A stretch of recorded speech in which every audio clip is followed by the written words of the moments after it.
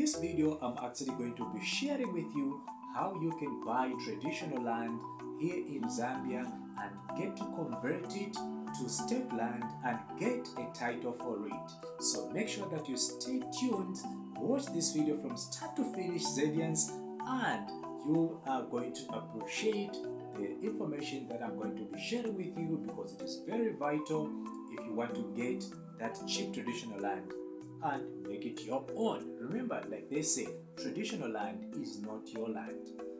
You have a right to use it for certain activities. You have a right to carry out certain activities on it, but you don't own it. But if you get a paper for it, which is a title for it, then it becomes yours, and no one is going to be pushing you around saying you need to do this, you need to do all that, because you've got a title for it. And that means you can use that title to also get a loan and improve on your business or start a new business.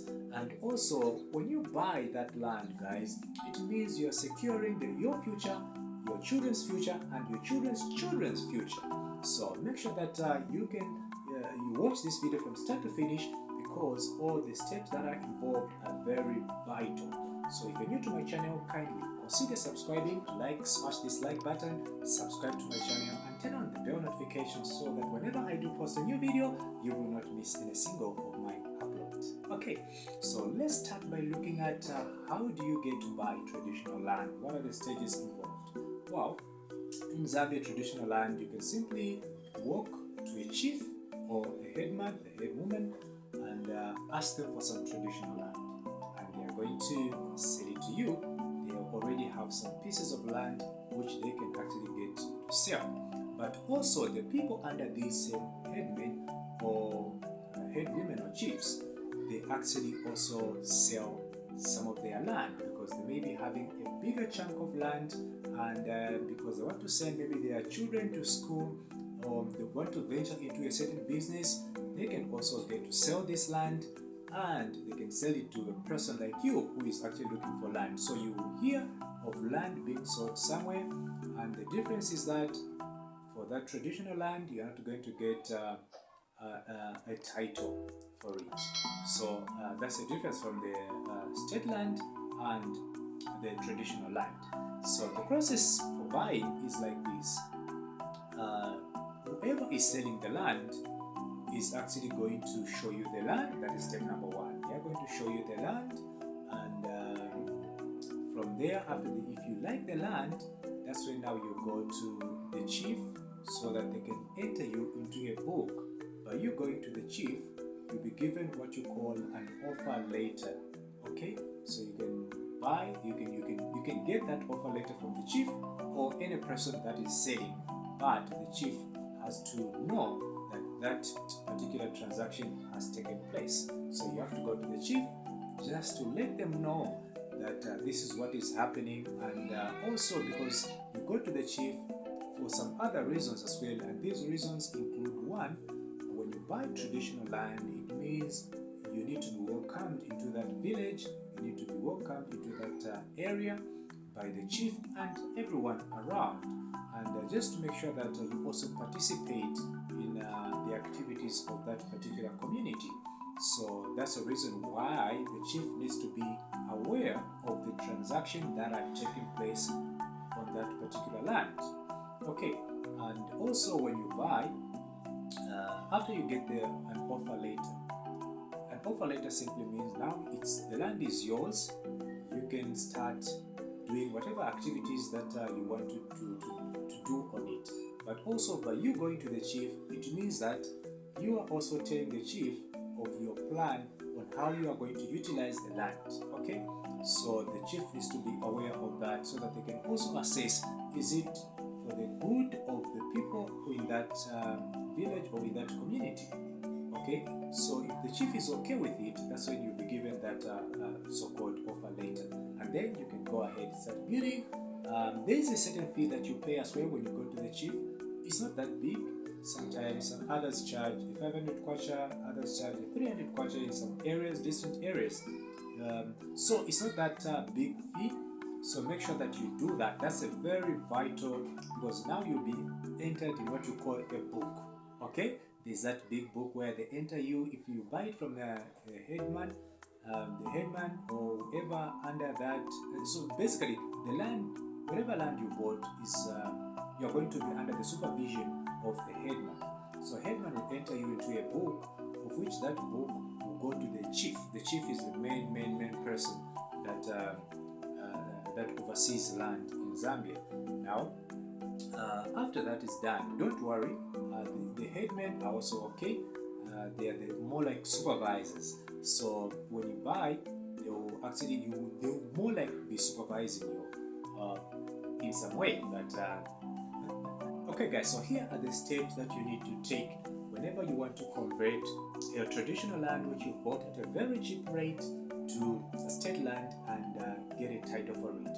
The first thing that you need to do is to do a site planning. Okay, do a site planning, and here you're going to need to involve some professionals, some surveyors that are going to survey the land and make sure that it's the right land. And also, when that is done, the second thing that you need to do is to actually take it to the chief.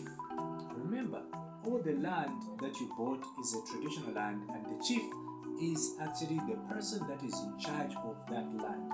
Is a person that is supposed to know whatever that is happening on that land, because it's a traditional land, like I explained. Take that particular site plan to the chief for him to endorse it. Okay, so this is basically just to make sure that the chief knows whatever is happening on that particular land. Okay, so that's the second thing. Now, what is the third thing that you need to do? Okay, so the third thing that you need to do is to take that site plan to the district level for endorsement, to the district authorities for endorsement. And then when they are done, they are happy with it, the chief is happy with it,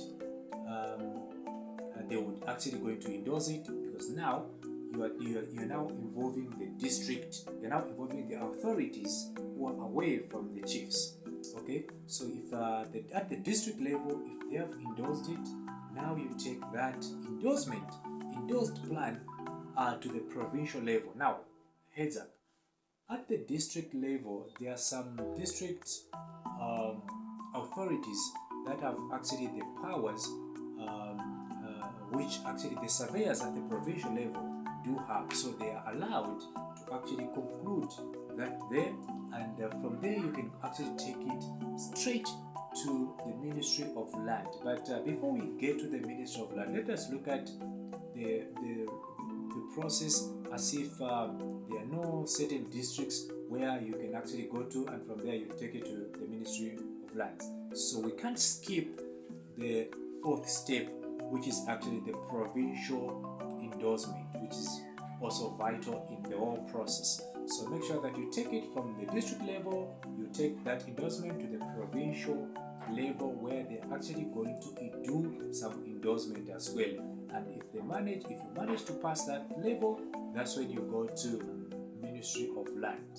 Okay, now at the Ministry of Land, you have when you've taken your endorsement, your provincial endorsement to the Ministry of Land, they are simply going to do what you call numbering. So when they have numbered your plot, now you'll be able to call it plot number so-so, or you'll be able to call it as farm number so-so, number 6. Number 6 is actually where you get an invitation to treat. Remember, after the plot has been numbered at the Ministry of Land, now you are going to get number 6.